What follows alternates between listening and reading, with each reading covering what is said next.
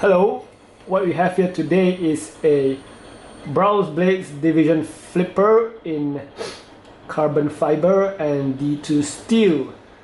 So this knife is made by Jason Brous and it's made in the USA. It is a flipper only knife, although it comes with a small cutout in the blade which I suspect is for design and weight reduction purposes. You can no doubt deploy it by using the cutout here as such, but unless you have small fingers like me, it might be a bit hard to wedge your flesh into the groove here. And the D10 is slightly strong, so you might have to find some leverage to push it out, but this worked for me. But of course I prefer deploying it using the flipper tab. Oops, I think I hit something, but that is fine. Okay, so the version I have here is a all blackout version with the blade in a nice acid stone wash, and the liners are in black as well. The liners are made of titanium, so yeah, the hardware and the pivot screw is black together with the pocket clip and the lanyard holder. It comes in a box like such. I think the newer Brous blades come in a cylindrical tube or in a black plastic molded box. So mine is a pretty old version. It says here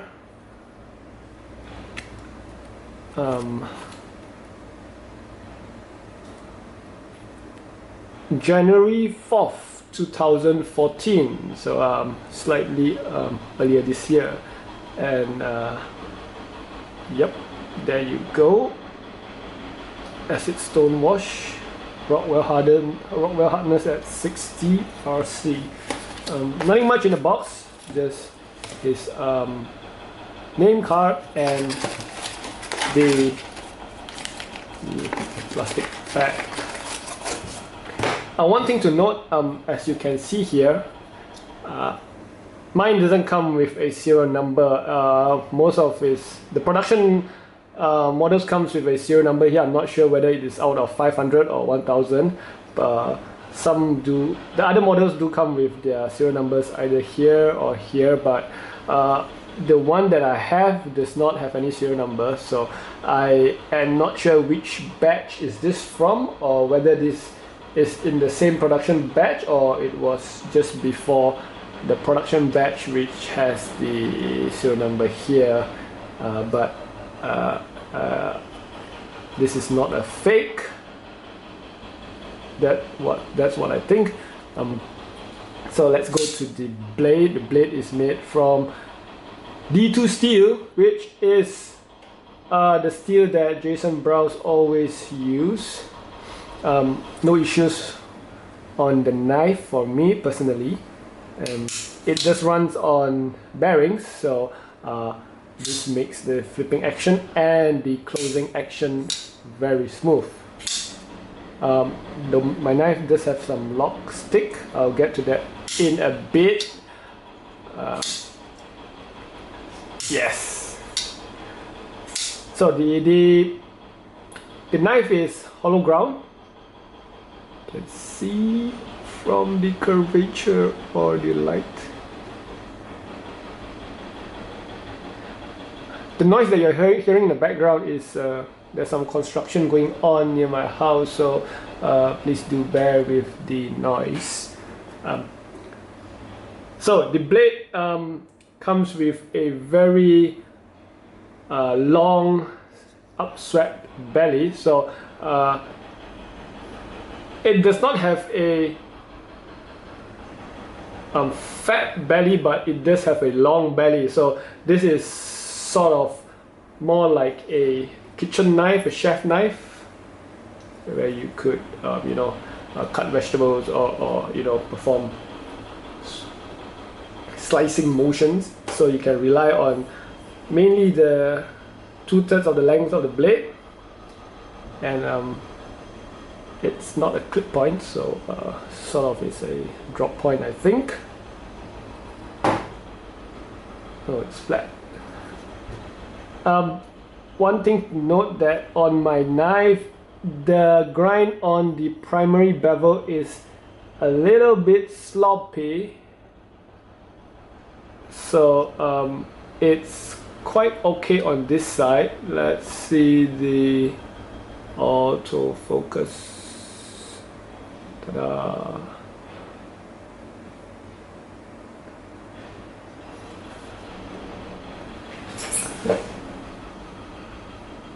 On this side, as you can see, the grinding is a bit wavy and not consistent at this part, so it's like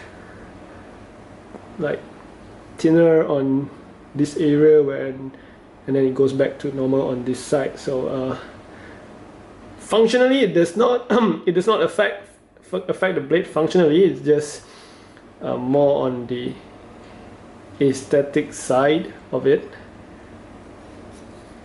How about this side? This side, I would say this side is more consistently grinded, with a bit of a inconsistency here. Sharpening wise, I have no issues sharpening or touching it up on a 40-degree angle, which means 20 degrees each side. Using the standard sharp maker gray stones, moving on to the fine, then ultra fine, and then touching it up on a strop with a green compound followed up by a red compound, right? So moving on to the handles. Before that, this is a really long knife, so I think it measures, the blade length is about 4.25 inches, I'm not sure. So this is the division flipper compared to the Kraken. And let's take out something more common, which is a Spyderco paramilitary tool. So this is the PM2, and that's the division flipper. You can see the vast difference in the blade length. Handle wise is pretty similar to the PM2, but overall length would be quite a big difference. But despite its length, one thing that did surprise me the first time I flip it open, it is its weight, where shit, it's sticky. Where its huge size didn't actually tally with the weight that I expected, because well, due to the fact that the handles are made from carbon fiber, and also that the liners on the presentation side are heavily skeletonized, so probably there's only 10% of the liners intact, with a whole bunch of it cut off. The liners on the lock side are not skeletonized, so don't worry about the structural integrity of the lock bar.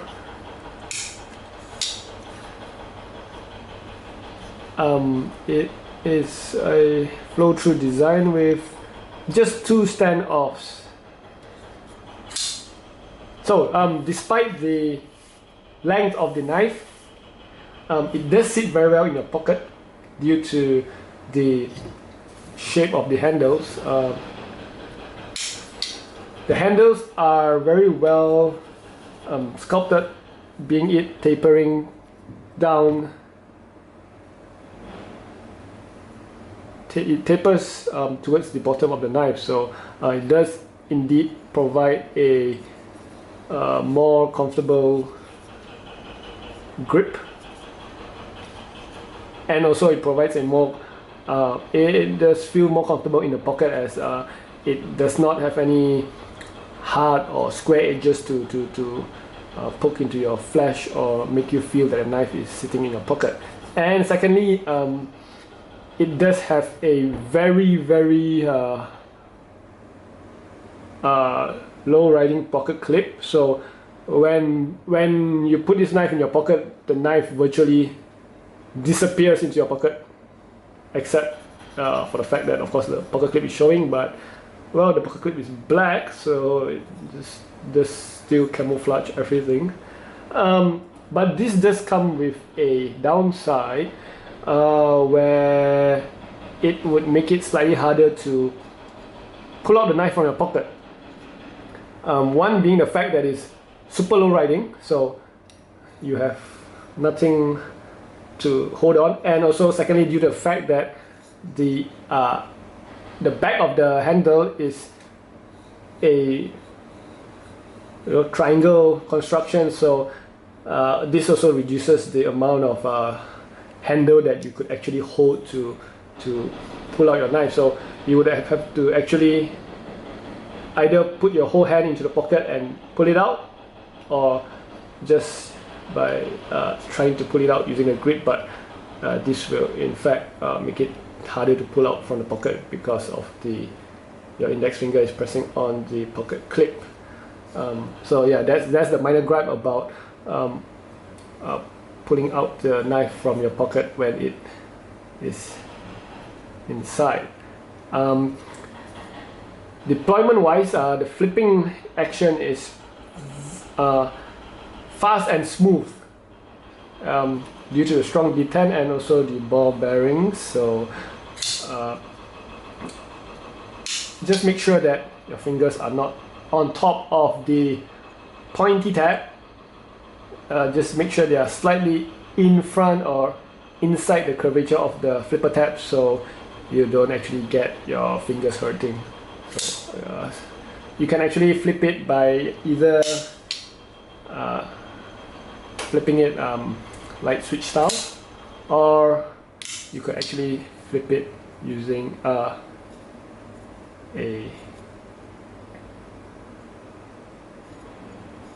what do you call that again? Push-in style.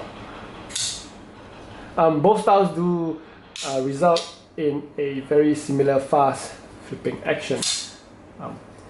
So I don't know why mine is why my lock is sticky.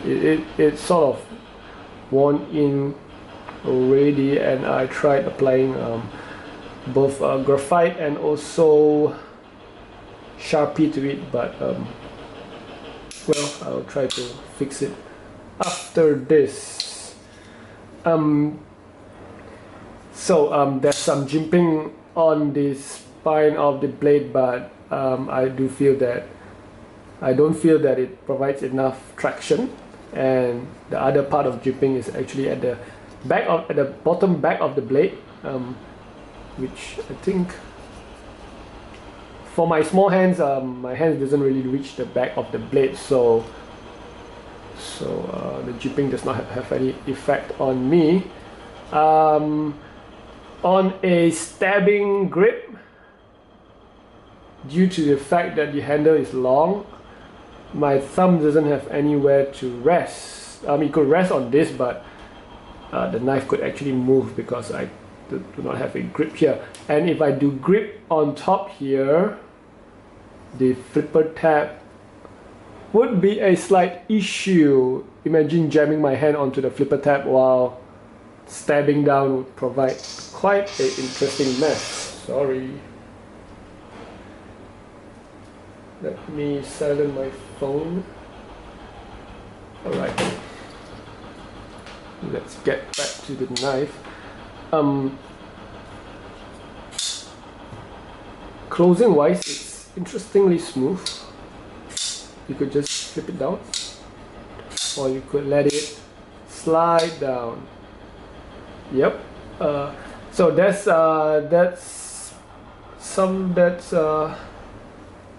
about it on my observations and overview of this knife.